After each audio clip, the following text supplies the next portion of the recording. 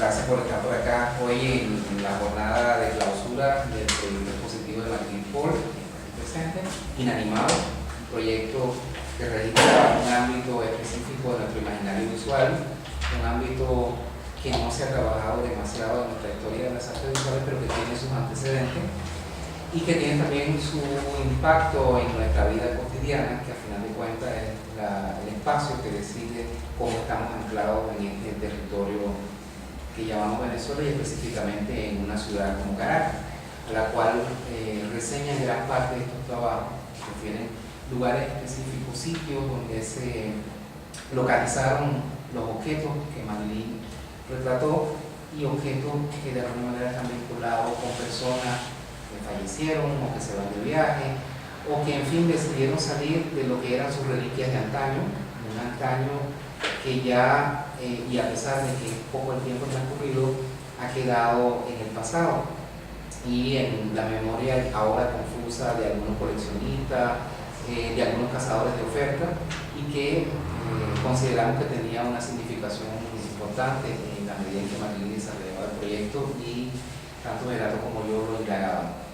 Esta tarde, sin embargo, tenemos la oportunidad de tener acompañándonos acá a Ruth Auerbach, quien ha hecho una aproximación muy específica a una zona que tocan estos objetos y que tiene que ver con la cultura del kitsch y con la manera en que Marilyn lo aborda. Gerardo, que exploraría ya un poquito más en profundidad uno de los elementos que activó pues, nuestra preocupación por un proyecto como este y que tiene que ver justamente con nuestra cultura visual, nuestra cultura cotidiana y la situación país.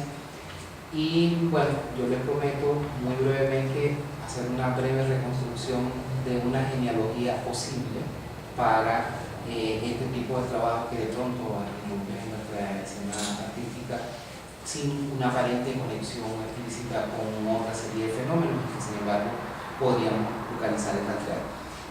Como corresponde siempre en estos casos, le vamos a dar la palabra a la dama, que además está por primera vez con nosotros disertando, y a ustedes pues, muchas gracias por estar acá esta tarde. Bueno, yo como no tengo el poder de la palabra, como mis amigos aquí, como les digo que yo puedo olvidar hasta mi nombre, me permito leerles, o sea, lo que de alguna manera reflexioné sobre el trabajo de Marilyn, y en particular pienso que hay que contextualizar estas fotografías para poder entender la fascinación que tiene Marilyn sobre lo que llamamos el kitsch, y para eso hay que hacer un breve recuento de la trayectoria artística de Marilyn, que no es tan breve. Bueno, yo empezaría por el inicio, la pintura. El primer capítulo sería entonces el lenguaje de la pintura. Como un proceso secuencial desde sus inicios a mediados de los años 80 y como consecuencia del interés generalizado en el retorno a la práctica pictórica y su tradición artesanal, el trabajo de Marilyn Cole coincidió durante la siguiente década en el encuentro entre los lenguajes abstractos y la representación, para insistir ante el aparente agotamiento del hecho pictórico en la búsqueda de renovadas y singulares posibilidades que le ofrecía el medio. Estamos hablando de los años 80. Sin enfatizar en lo nostálgico, su pintura retomaba fragmentos de un pasado occidental, dislocando y descontextualizando las imágenes para configurar otro sistema visual. El punto de partida de su trabajo se inicia con una mirada que nace de la perspectiva de la feminidad. Telas, ricos brocados, piedras preciosas, vitrales, ojivas, arcos, que aluden al esplendor de las iglesias italianas y de las catedrales góticas. Se desmaterializan en sus lienzos de manera similar a cómo se fragmenta la luz y el color en sus recintos. El resultado es una pintura gestual de fluidez, de espacialidad, en la que círculos y destellos irregulares, densos, matéricos y de insospechada intensidad cromática se estructuran serialmente sobre la monocromía de fondos generalmente oscuros, unas veces planos y otros cargados por veladuras. Estas composiciones abordaban el espacio pictórico desde una geometría simple y sencilla, desde un ritmo dinamizado por franjas y tramas, patrones o siluetas que, a pesar de contradecir su cualidad abstracta, siempre sugerían formas reconocibles que remitían al universo de la representatividad. Como una forma de avanzar sobre su propio trabajo, en 1996 expone una serie que denominó Frutos en Flor. Ya por el título estamos adentrándonos en un tema, ¿no? Donde subvierte el supuesto carácter culto de la pintura abstracta al coincidir la experiencia de la realidad con la intertextualidad de signos apropiados a lo cotidiano. Para ello, introduce un elemento banal y popular como recurso plástico. La calcomanía, a manera de ready-made, se ensambla lo pictórico como un elemento impuro y bizarro, desafiando así un inédito universo de signos cuya representación invoca híbridas creaciones en las que lo narrativo dialoga con lo abstracto. En efecto, un repertorio de frutas, flores y legumbres, naturalezas muertas, sustituye las formas abstractas y persisten serialmente sobre la estructura cuadricular como soporte. Una estructura que recuerda ahora las baldosas decoradas de cocinas de otros tiempos, el kitsch de la iconografía doméstica, la remembranza de épocas de bonanza. Lo que podría parecer pintura de pantry no es más que una trampa visual, un engaño para cubrir la idea. Paradójicamente, lo que pareciera una necesidad agresiva de transvertir la imagen y su estereotipada relación con el discurso femenino no es más que la intención auténtica, fresca y renovada de insistir en el hecho pictórico. Según Wikipedia, porque yo no soy una experta en kitsch, la palabra kitsch se origina en el término yiddish etwas verkitschen, cuya traducción literal sería algo con exceso de sentimentalismo. Define el arte que es considerado como una copia inferior de un estilo existente. También se utiliza el término kitsch en un sentido más libre para referirse a cualquier arte que es pretencioso, pasado de moda o de muy mal gusto. La palabra se originó en la ciudad alemana de Múnich hacia 1870 para describir el arte barato y fácilmente comercial. Lo kitsch empezó a ser definido como un objeto estético empobrecido con mala factura y llegó a significar más la identificación del consumidor con un nuevo estatus social que una respuesta estética genuina. Lo kitsch era considerado estética y moralmente dudoso. Ejemplo clásico podríamos verlo en la arquitectura y artes decorativas desarrolladas en la ciudad de Los Ángeles, donde la meca cinematográfica de Hollywood intentó hacia los años 30 recrear el estilo noble europeo. Las mansiones californianas mezclaban sin pudor estilos como el barroco, el florentino, el gótico, el rústico, etc. Todo lo que se nos podía ocurrir. En la decoración se crearon piezas estrambóticas, chimeneas gigantes, falsos escudos nobiliarios, tapetes de oso, espejos gigantes con marcos de falsa madera tallada, estofado, todo eso realizado en plástico, o cuadros idílicos de falsos antepasados que decoraban sus paredes. O sea, falta de lo original, la copia, o sea, sustituía la necesidad, ¿no?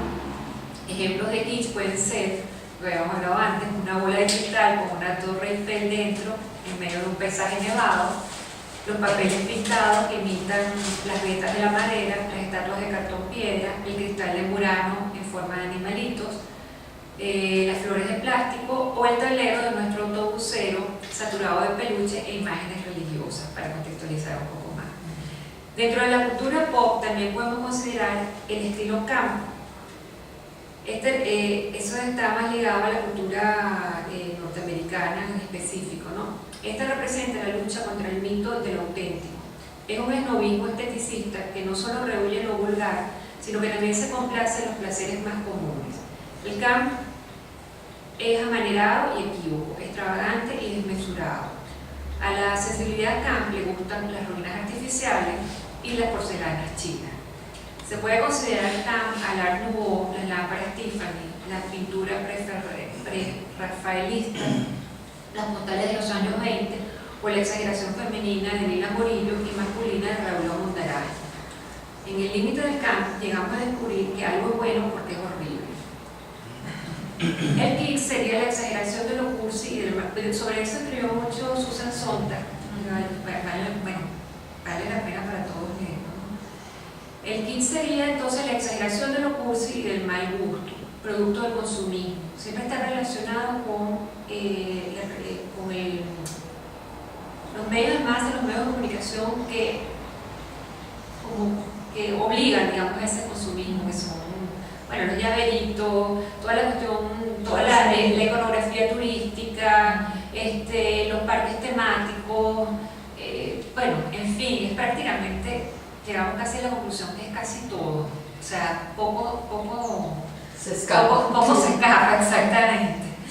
Entonces, como digo, sería la exageración de lo cursi y del mal gusto, producto del consumismo. Simulación artística o no, para algunos es considerado el antagónico del arte y para otros una expresión artística diferente. Todo esto es combinado. Se aplica tanto a los objetos como a los individuos dotados de mal gusto, donde hay también un término que se llama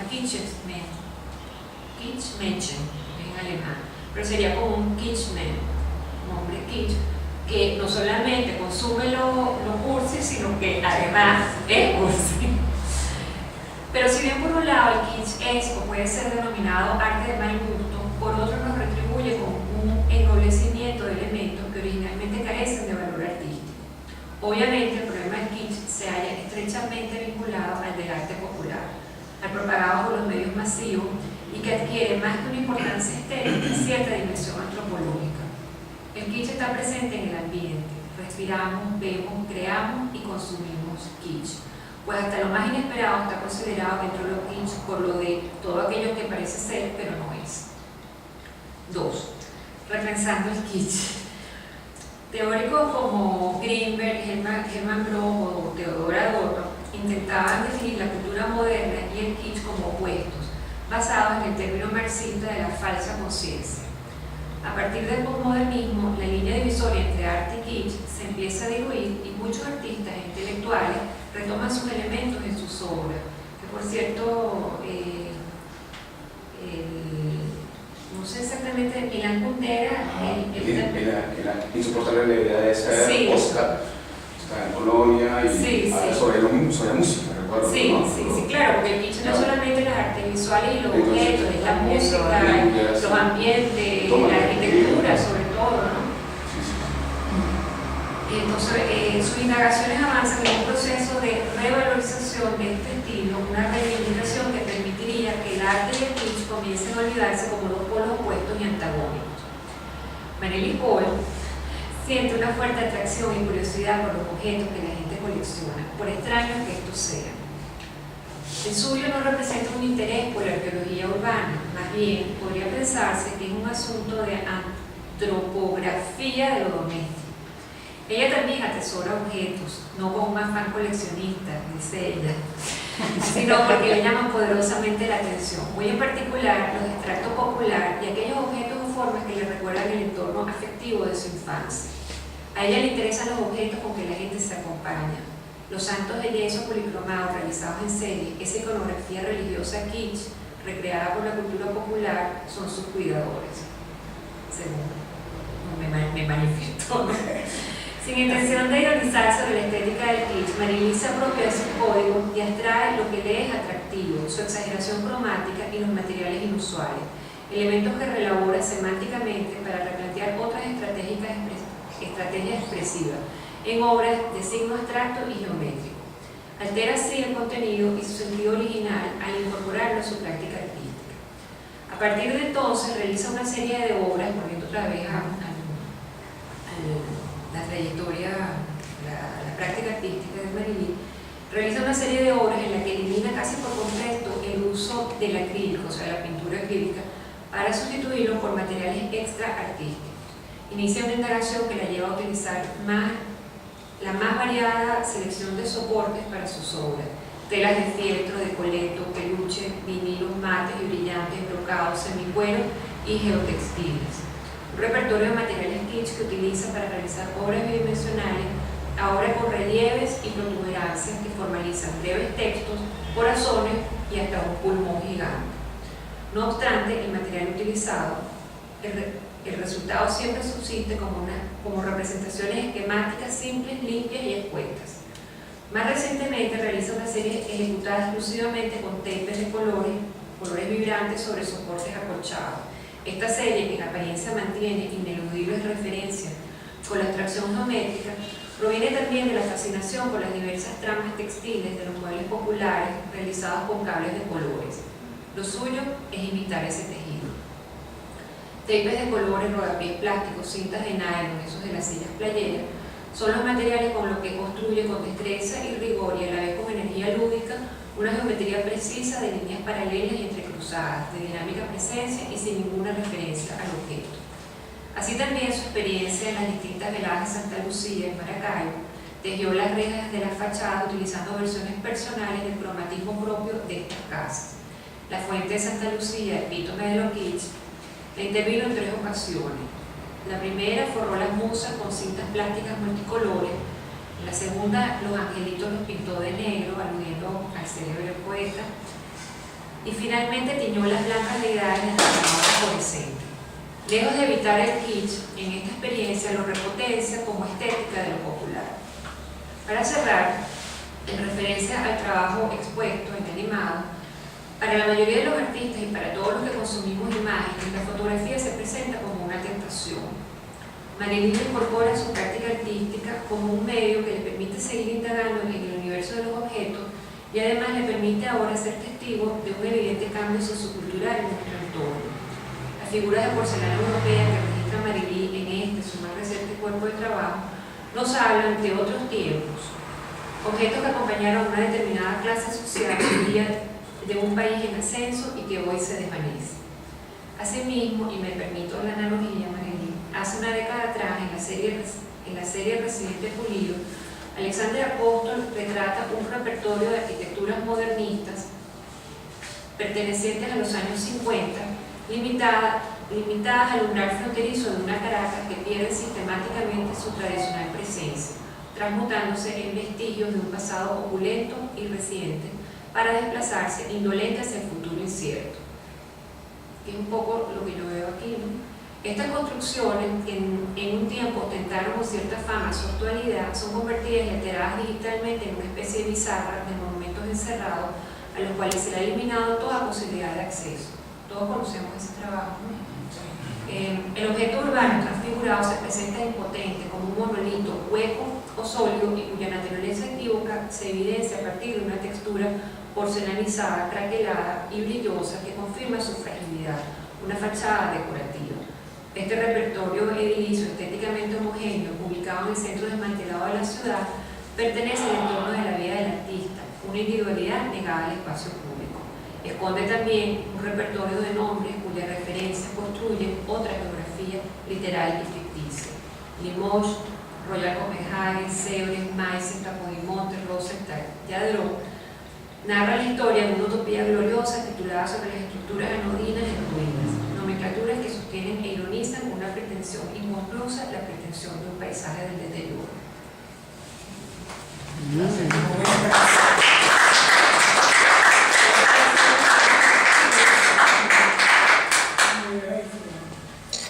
Bueno, gracias Ruth por esa intervención y por esa manera de buscarle, digamos, una lectura más anclada tanto en la evolución propia de Marilyn como en su conexión con otras propuestas y con la misma idea del kitsch y el campo.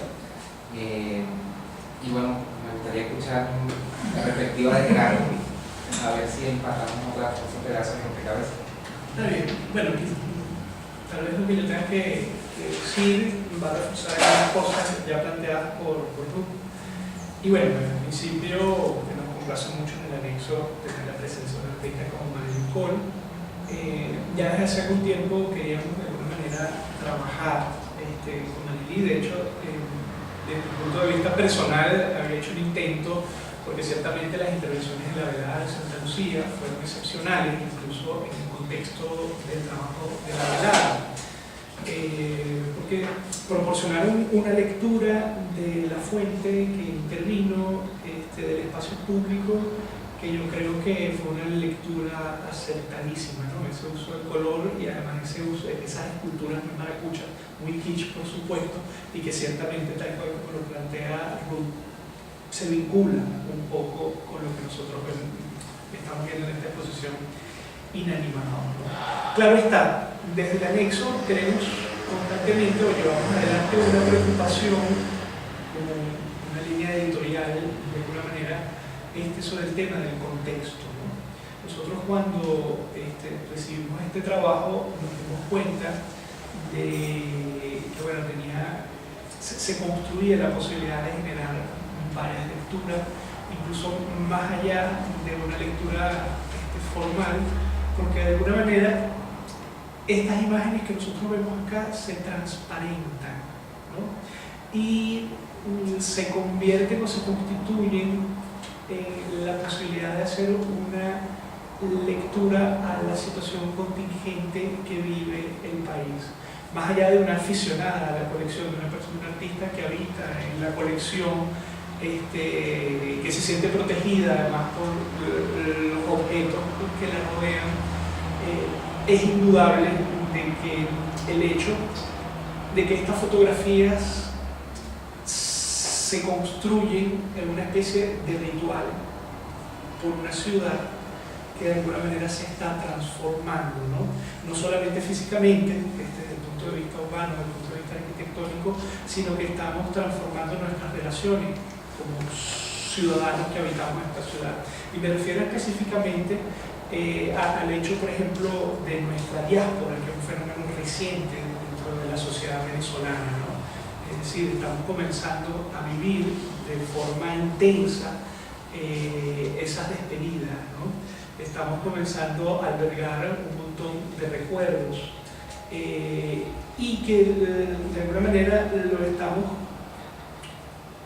viviendo, y en este caso yo siento que se desprende la lectura de este trabajo no en un sentido nostálgico, sino más bien como en un sentido trágico, es decir, de muchísima tensión. Más allá de que son figuras inanimadas, tal cual como el título de la exposición, siento que el trabajo de Marelly logra a eso inanimado, a eso inerte, a eso que de alguna manera está depositado, devolverle a través de la experiencia estética una tensión, es decir, reanimarlas de cierta manera, ¿no? Y yo creo que parte del gesto estético va en ese sentido. Por eso yo digo, bueno, en ese momento las fotografías indudablemente, a mi juicio, se transparentan. Hay una perversión en eso, es decir, por eso quiero insistir en la idea trágica más allá de la idea nostálgica, ¿no? No es verlo con nostalgia, no es verlo como, sino más bien hay como una maldad, de alguna manera. Son imágenes cuestionadoras en ese sentido.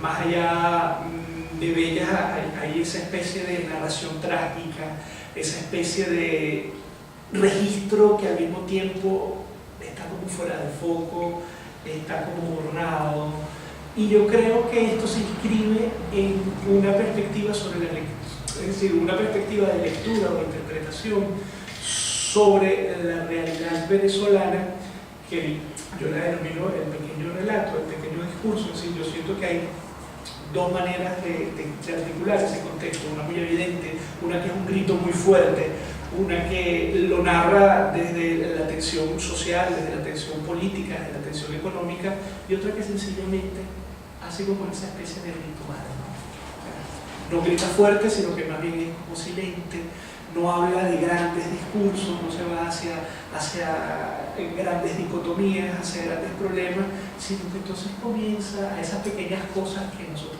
no solemos ver o le solemos pasar por encima, y bueno, comienzo a retratarlo, comienzo a darle ese nuevo escenario, es decir, comienzo a construir ese nuevo sentido, y es ese pequeño relato. O sea, yo creo que esto se inscribe indudablemente en esa perspectiva, creo que se transparenta, creo que apunta hacia una tesis, creo que no deja de ser, y tal cual como lo planteabas tú, también parte del trabajo de una artista visual que viene de la pintura, trabaja el color con muchísima fuerza, pero bueno, aquí sigue de alguna manera desde la fotografía haciéndole ese homenaje, en este caso a la pintura de Siechescu, por ejemplo, ¿no? Expresada y mostrada desde otro ángulo. Yo creo que eso en particular es lo que en el anexo nos gustó de este trabajo. Sentimos que es una tesis maliciosa, es decir, es una declinación dentro del propio trabajo de Marelly, pero una declinación que tiene eso, yo creo que se inscribe en parte en eso. Nos gusta pensar en esa transparencia nos gusta pensar en que refleja ese paisaje del deterioro, que además es bellísima imagen, porque ciertamente forma parte de eso, ¿no? Es decir, no es una gran historia de los objetos, sino más bien es una pequeña historia de los objetos que tienen una relación o tuvieron una relación afectiva con sus dueños, pero que por las circunstancias o por las condiciones agónicas del contexto actual que nosotros estamos viviendo simplemente se exhiben, ¿no? Son como una especie de pequeños museos de aquellos que se van, de aquellos que se fueron por circunstancias. Vaya, yo creo que eso es un punto importante. Creo que es algo, entre otras cosas, claro, esto ya no es artístico, pero es imposible dejar de pensar en eso, es decir, cómo estos desplazamientos, cómo esta diáspora en Venezuela, cómo estas transformaciones del lugar que habitamos, de alguna manera impone que además esa imposibilidad de poder alquilar, tanto de alquilar como de ofrecer una casa en alquiler, ¿no? Entonces, que genera como una especie de pequeños museos de estos cambios, ¿no? Gente que tiene que dejar su casa sencillamente cerrada, gente que tiene que evaluar cómo salir de los objetos, personas que se van, pero se van con las dos maletas, porque es imposible pensar en una mudanza completa, ¿no? O como contaba un amigo peruano, investigador de arte también, que me decía, Gerardo, en contextos tensos como lo que se vive en Venezuela, siempre hay que tener una maleta ligera lista y un pasaporte vigente y a la mano, ¿no? Y él lo decía por una experiencia personal. Me refiero a Gustavo Guntix, en el momento que por una exposición de arte tiene que salir de un día para otro de Perú, es decir, ¿no? Entonces, claro, yo comienzo de alguna manera, digo, bueno, estos objetos forman parte de un museo o de una historia nuestra que está registrada, pero bueno, a través de trabajos como este, solo que empiezan a darle precisamente esa lectura, ¿no? Y bueno, ya esto es muy personal, yo lo comentaba con Félix, ¿quién no tiene un lladro de la tía? ¿No? Yo tengo. Pero tu mamá no lo tenía. Claro, Nadie de familia. pero esto es muy cómico, yo tengo. Y venía de Alemania. No, Claro, y otras cosas, pero. claro, esto es muy cómico, a uno le cuesta construir distancia en relación, o sea, bueno, cómo construimos la distancia, en el caso nuestro de establecer una valoración. Claro, yo tengo a mi papá, que se fue del país hace mucho tiempo, además, no desde el 98, sino desde el 92. Y tengo un lladrón en la casa que es de la tía que se nos mandó a mi papá, ¿no? Es decir, como tú te das cuenta que forma parte como de estos temas. Yo habito en una casa que no es mi casa, es de mi hermana, ¿no? Una hermana que se fue a Estados Unidos con las maletas. Es decir, que mis objetos conviven con otros objetos que se articulan un poco en este sentido, ¿no? Claro, no nos desprendemos de ello. A mí me gusta ese carácter de reanimados, más que de inanimados, de cómo tensar nuevamente esa alma que se logra precisamente a través del arte, ¿no? Eso absolutamente inerte, cómo con el encuadre, cómo esa imagen borrada, ahí además esa fuerza dramática, es decir, hay historias que cuenta cada una de las imágenes, más allá de esa historia en conjunto. Yo creo que eso es un valor indudable dentro del trabajo que nos está mostrando Marilí. Yo creo que lo hace muy vigente para nosotros, yo creo que lo hace muy actual. Yo creo que además está en la línea de cómo pensar también el arte objetual, en este caso a través de una reapropiación del objeto mediante la fotografía, ¿no? Yo creo que eso también es importante. Y lo que me gusta son esas cosas. Uno, la transparencia, es decir, en el momento en que uno deja de ver las imágenes, entonces comienza a ver esa historia que puede ser una historia personal y que al mismo tiempo es una historia colectiva. Todo texto, indudablemente, tiene su contexto. Eso por una parte. Y por la otra parte, bueno, todo el vínculo y toda la relación que a su vez guarda este trabajo con el trabajo de una creadora como Marilí, que creo que no tiene una corta historia, sino una larga historia, pero además yo creo que tiene un potencial enorme, porque trabaja a partir como de esa experiencia fenomenológica de la sensibilidad. Yo sé que cada uno de nosotros hace una valoración y Marielita estará pensando, bueno, porque tiene otro estilo de trabajo, ¿no? Es mucho más de lo sensible, del momento, de esos rituales, de cómo aborda el hecho creativo, y yo creo que eso además es una impronta importante hoy en día, ¿no? Hablar desde el arte, desde esa sensibilidad, yo creo que es importante. Y otro punto, a ver, le paso la voz a mi amigo Félix. Bueno, gracias Gerardo. Ahí, tanto Gerardo como Carlos han tocado varios ángulos para entrar en la obra de Marilyn, que creo que es el ejercicio que nos hemos planteado en este foro esta mañana. Y recordar ahorita que a su vez nos recordó que Susan Sontag habló sobre el kitsch y el campo, sobre todo, ¿no? En algún momento había alguien que lo reducía a la idea de que el campo era el mal gusto de la clase alta, ¿no? Porque claro, los objetos intelectual, más que todo intelectual. Sí, exacto, de la clase intelectual, ¿verdad? Que era el mal gusto pero sofisticado, ¿no? Un mal gusto elaborado y demás. Pero Susan Sontag también nos legó algo interesantísimo y que tiene que ver con todos sus estudios sobre fotografía. Y en sus estudios sobre fotografía ella habló justamente del emparentamiento que podría haber, o la relación, el vínculo que podría haber entre la imagen fotográfica y la muerte. Ella definía la fotografía precisamente como un arte crepuscular. Un hecho funerario. Como un hecho funerario, efectivamente.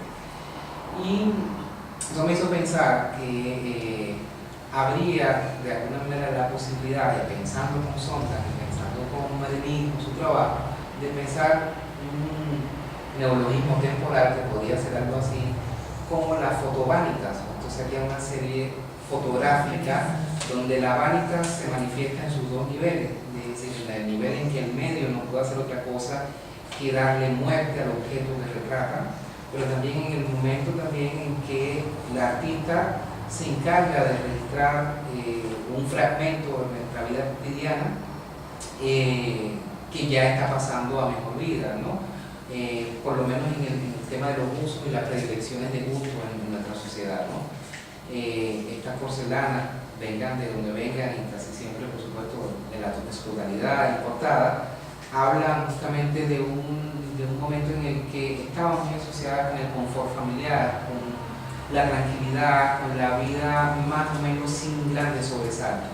Y sin embargo, Marilyn lo atrapa justamente ahorita que ellas están a punto de no tener lugar, que todavía gravitan sobre un sitio, pero es un sitio de paso, el que fue su residencia, su morada por mucho tiempo, en donde se estableció una relación de vínculo, donde lo inanimado no era más que una parte de una conexión emocional con su dueño, pasa ahorita a una situación de determinación, y es precisamente en la foto, en el retrato, en el registro, en ese momento crepuscular donde creo que tendría aquí el encuentro con ese recuerda que vas a morir, ¿no? Ese momento mori que es la vánica, y que por cierto una noción bastante explorada en la tradición pictórica occidental e incluso en nuestra tradición pictórica local.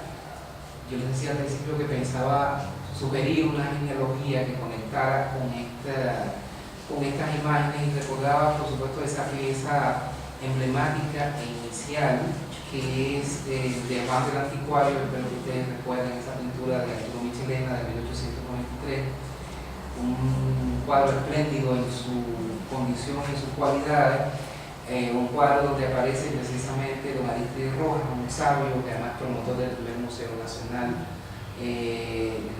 venezolano. El anticuario. El anticuario. El que está con la lupa y que está viendo. Está viendo un paisaje, ¿no?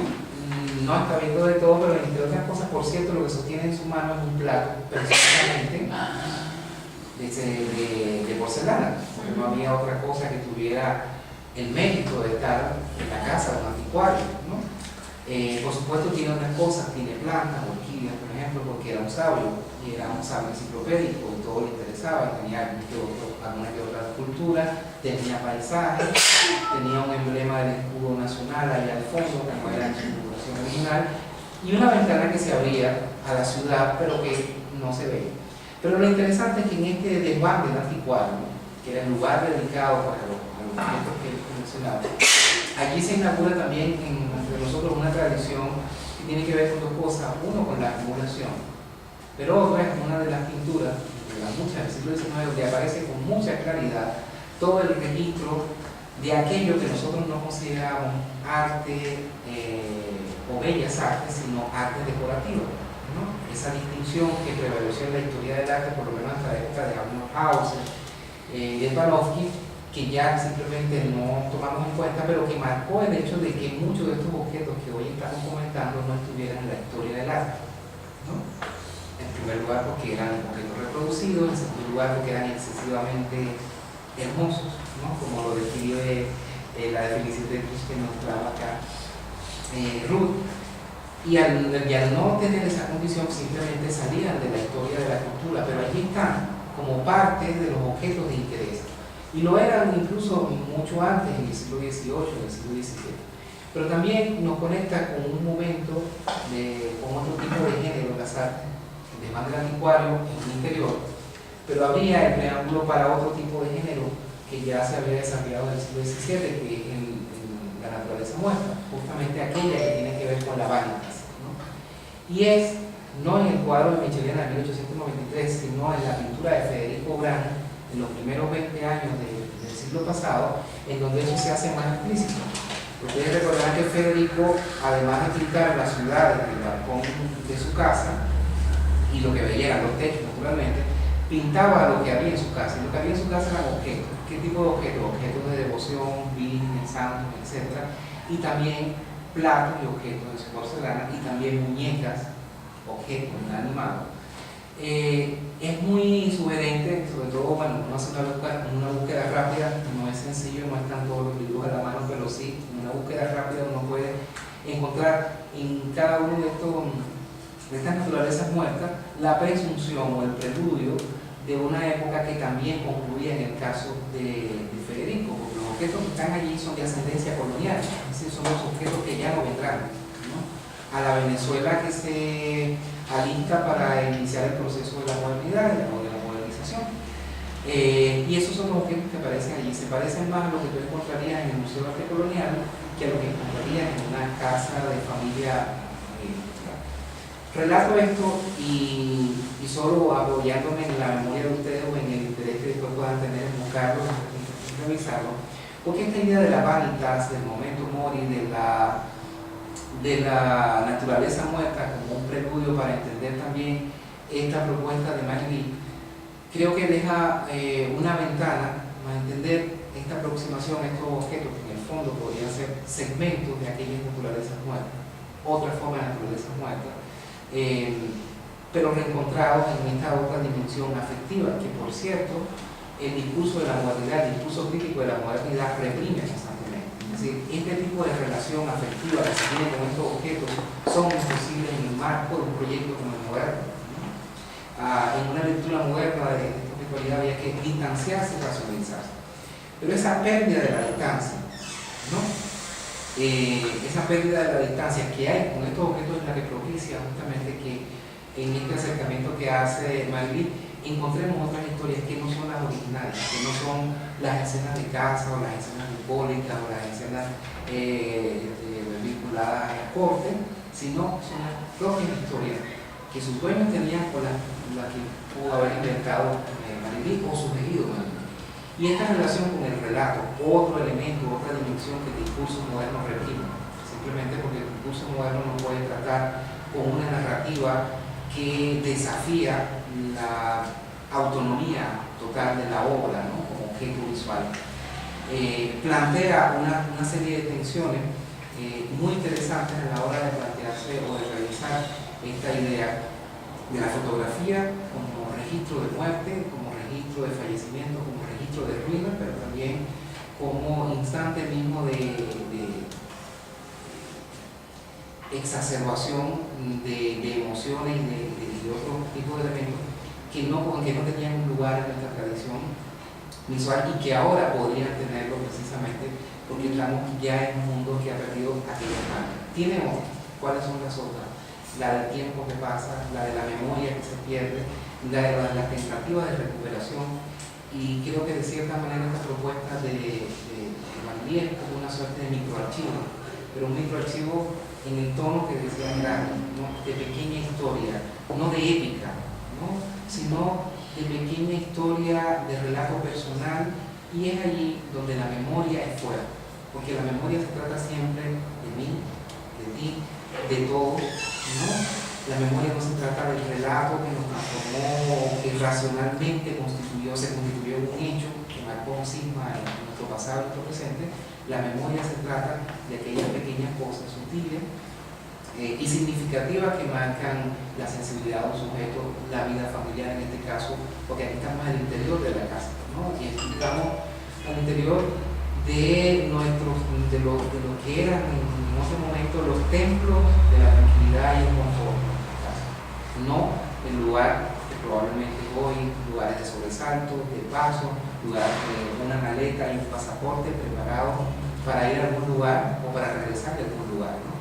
Entonces, bueno, en este ejercicio que, como les decía, es simplemente provisional, es para pensar esta tarde de otra manera en la obra de Marilí, en donde este archivo se construye desde una idea de la fotografía como microarchivos, de cierta manera, pero un microarchivo que revitaliza a partir de aquellos vestigios que van quedando, ¿no?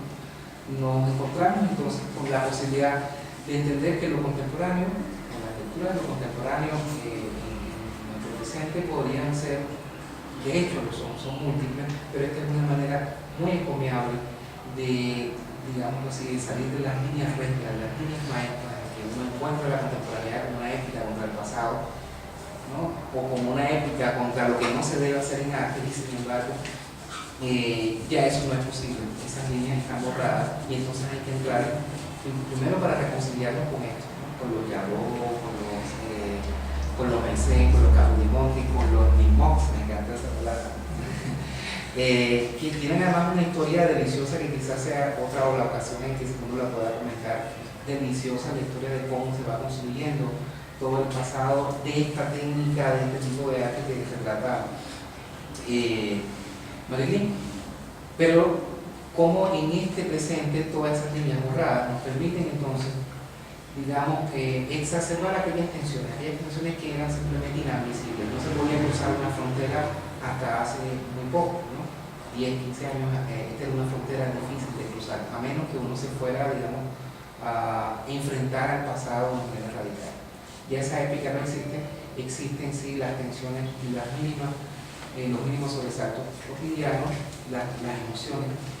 Y creo que ya desde el plano de las emociones, otra dimensión desterrada del discurso moderno, desde el plano de las emociones se pueden de alguna manera descifrar los caminos de derrotero para entender nuestro presente, para entender nuestra situación en el lugar, en este lugar que se llama Caracas, hoy 2023. Gracias.